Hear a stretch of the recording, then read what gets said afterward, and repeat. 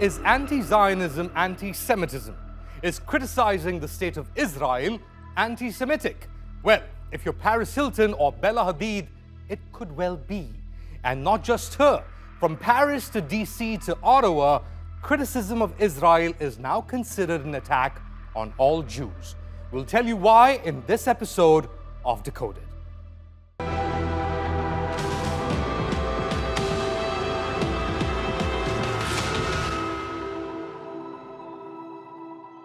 The argument that anti-Zionism is inherently anti-Semitic rests on three pillars.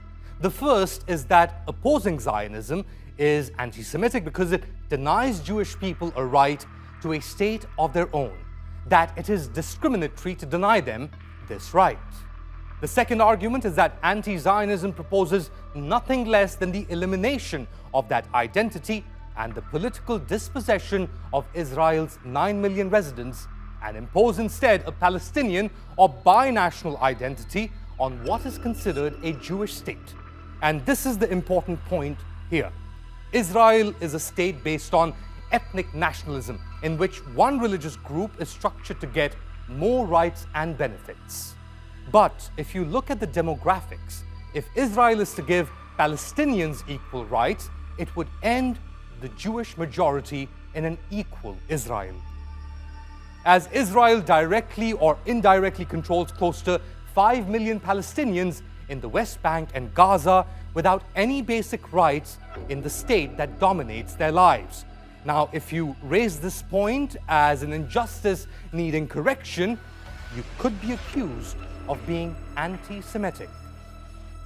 Especially if you go by the International Holocaust Remembrance Alliance's definition of anti-Semitism. Those who conflate, as in refuse to differentiate between anti-Zionism and anti-Semitism, say this proves criticism of Israel amounts to anti-Semitism, that denying Jews a right to their homeland is in fact anti-Semitic hate. But if you actually speak to Jews who are not Israeli citizens and do not identify with the state, they'll tell you that to conflate hatred of Jews with protest against Israel is in fact offensive and anti-Semitic, as it implies dual loyalty, a historic anti-Semitic trope. And this is where the IHRA definition becomes problematic, because while it implies targeting of the state of Israel as anti-Semitic, it also has this, holding Jews collectively responsible for actions of the state of Israel. So while it does differentiate between Israeli and non-Israeli Jews, it absolves Israel of criticism of its occupation. This anti-Semitic trope of seeing Jews only through the prism of Israel is what Benjamin Netanyahu, Joe Biden, and Donald Trump would like us to believe. And that is why Paris Hilton first tweeted and deleted an article on Israel promising to continue attacking Gaza until there was complete quiet with these hashtags. And the Palestinian British model, Bella Hadid, was falsely accused of calling for Jewish people to be thrown into the sea by an official Israeli account. And when Turkey's President Erdogan called out Israel and the Biden administration as having the blood of Gazans on their hands, an attack on Israeli policies, it was condemned by Ned Price at the US State Department as an anti-Semitic remark targeting all Jews.